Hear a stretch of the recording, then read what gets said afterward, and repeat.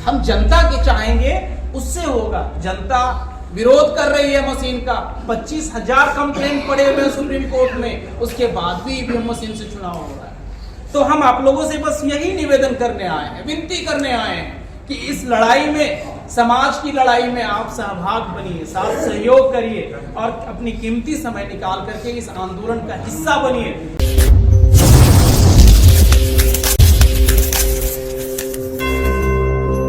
अम्बेडकर को ये लगा कि अगर हमारे समाज के लोग बोल नहीं पाएंगे तो ये फिर अपनी व्यक्ति की आजादी तो है नहीं, और अगर बोलेंगे नहीं तो अपनी समस्या का बखान कैसे करेंगे, शासन सत्ता में बैठे लोग से अपनी हक अधिकार की बात कैसे करेंगे। तो बाबा साहब ने इसके लिए स्पेशल आर्टिकल 19 लिखा। अब अगर अपने समाज में हम आर्टिकल 19 का वायलेशन करेंगे तो फिर समाज को हम एक अच्छे दिशा में नहीं ले जा रहे हैं, ऐसा मेरा मानना है।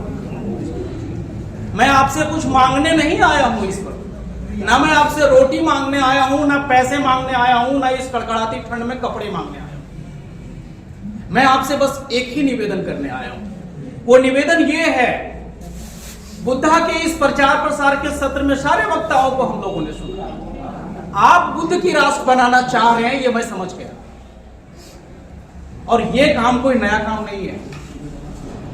बुद्ध राष्ट्र तथागत गौतम बुद्धा ने आज से 2500 साल पहले इस देश को बुद्ध राष्ट्र बना दिए। आज के जो ओबीसी आरएसएस के पिछलग्गू हैं, तलवा चाट रहे हैं, झंडा दो रहे हैं, टरी बिछा रहे हैं, वो भी बुद्धिज्म के हिस्सा थे। आदिवासी जो आज जंगल जमीन में है, वो भी बुद्धिज्म के हिस्सा थे। बुद्धा केवल चमार जाटवों का नहीं था, ये दिमाग से निकाल दे, सबका था। लेकिन आज केवल चमार और जाटवों में अगर बुद्धा सीमित हो गया है तो ये नाकामी हमारी है, इस बात को भी आपको स्वीकारना होगा। क्या ब्राह्मण खुद को अकेले हिंदू घोषित करता है? ब्राह्मण खुद को हिंदू कहता भी नहीं, कैसे नहीं। ब्राह्मण खुद को ब्राह्मण कहता है लेकिन हिंदू राष्ट्र बनाता है। तो ये ब्राह्मण इस चीज को लगातार प्रचार प्रसार में लाता है, और हम अपनी मंडली लगाते हैं, बैठक करते हैं, कहां पे? बस अपने ही 20 लोगों के साथ। 20 से 21 नहीं होगा, ना इसमें कोई ओबीसी के लोग आएंगे, ना ट्राइबल आएंगे, ना एंटी डीएनटी विजेंटी के लोग आएंगे, ना कोई मुसलमान आएगा, ना सिख आएगा, ना ईसाई आएगा, ना लिंगायत आएगा, ना जैन आएगा। हम प्रचार प्रसार करेंगे, एक कॉलोनी में बैठेंगे, 20 के 20 आप नाम लिखवा लीजिए, जाटव होंगे या कुछ।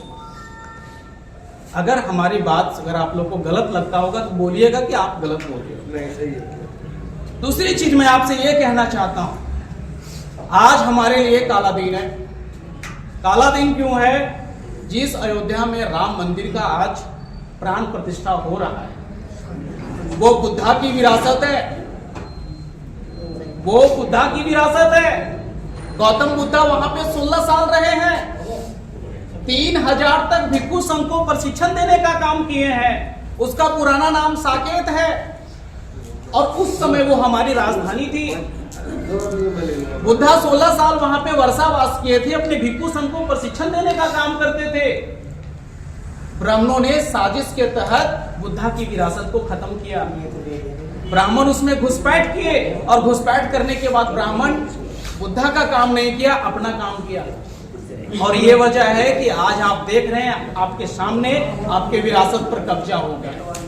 ये कब्जा क्यों हुआ? क्योंकि उसके पास एक मशीन है, उस मशीन का नाम है इलेक्ट्रॉनिक वोटिंग मशीन। आप लोग बुद्धा को पढ़ते होंगे, डॉक्टर बाबा साहब अम्बेडकर को पढ़ते होंगे। बाबा साहब अम्बेडकर लंदन के गोलमेज सम्मेलन से 4 अधिकार लाए थे: adequate representation, separate elected system, double voting power, और लास्ट था एडल्ट फ्रेंचाइज। एडल्ट फ्रेंचाइज जिसको आप सरकार बनाने का अधिकार कह सकते हैं। तो 3 के 3 अधिकार तो बाबा साहब के जीते जी खत्म हो गए। एक अधिकार बच गए थे, एडल्ट फ्रेंचाइज। काशी राम साहब ने उसी को हथियार बनाया। समाज में गए, अपने घर परिवार को छोड़ दिए, और समाज में जाकर के उस वोट के अधिकार की कीमत को समझाए, और फिर सरकार बनाई। तो ब्राह्मणों ने इसका काउंटर प्लान बनाया। काउंटर प्लान ये बनवाया कि वोट की कीमत अब बहुजन समाज समझ गया है, तो इसका काउंटर प्लान क्या है? Electronic voting machine. और मशीन से 2004 से निरंतर देश के अंदर चुनाव में धांधली हो रही है, चोरी हो रही है, और चोरी करने के बाद ब्राह्मण अपना ब्राह्मण शाही कायम कर दिया है। देश के साधन संसाधन पर विधायिका, कार्यपालिका, न्यायपालिका और मीडिया पर ब्राह्मण का एक छत्र कब्जा हो गया है। तो कब्जा मुक्त करने के लिए क्या करना होगा? हम लोगों को मशीन हटाना होगा। बसपा की हमारी बहनें भी कुछ आई हुई हैं, इनके मन में इच्छा होगी कि आने वाले दिनों में हम भी विधायकी करें, सांसद ही बने। लोग इसी उम्मीद से पार्टी में जुड़ते हैं। ये पार्टी की लड़ाई नहीं है, समाज की लड़ाई है। वोट का अधिकार समाज का अधिकार था, तो वोट के अधिकार को बचाने के लिए, इलेक्ट्रॉनिक वोटिंग मशीन को हटाने के लिए आदरणीय वामन मेश्राम जी के नेतृत्व में 31 जनवरी को दिन बुधवार स्थान केंद्रीय चुनाव आयोग कार्यालय, तो हम लोग जंतर मंतर पे इकट्ठा होना चाह रहे हैं। 1 लाख लोगों का महामोर्चा है, पूरे देश भर से लोग आ रहे हैं और उस दिन हम लोग चुनाव आयोग को घेरेंगे।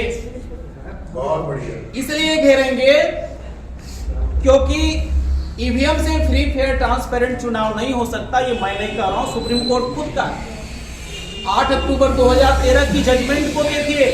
जजमेंट पे लिखा हुआ है, we can not conduct free fair and transparent election by electronic voting machine. उसके बाद भी चुनाव आयोग लगातार चुनाव मशीन से। आप अमेरिका को देखिए, जापान को देखिए, रसिया को देखिए, फ्रांस को देखिए, क्रांति हुई थी वहां पे भी। और वो देश आज भी ईवीएम मशीन को प्रीफर नहीं करता है, बैलेट से ही चुनाव करवाता है। हम जनता के चाहेंगे उससे होगा। जनता विरोध कर रही है मशीन का, 25,000 कंप्लेंट पड़े हुए सुप्रीम कोर्ट में, उसके बाद भी ईवीएम मशीन से चुनाव हो रहा है। तो हम आप लोगों से बस यही निवेदन करने आए हैं, विनती करने आए हैं कि इस लड़ाई में, समाज की लड़ाई में आप सहभाग बनिए, साथ सहयोग करिए और अपनी कीमती समय निकाल करके इस आंदोलन का हिस्सा बनिए। इतना ही आपसे हम विनती करने के लिए आपके बीच आए हुए हैं। आप लोगों ने हमें सुना, बोलने का अवसर दिया। विशेष रूप से आयोजक कमेटी को मैं धन्यवाद कहना चाहता हूं कि आपने हमें समय दिया बोलने के लिए और आप लोगों ने कीमती समय निकाल करके मुझे सुना। इसके लिए आभार। नमो बुद्धाय, जय भीम, धन्यवाद।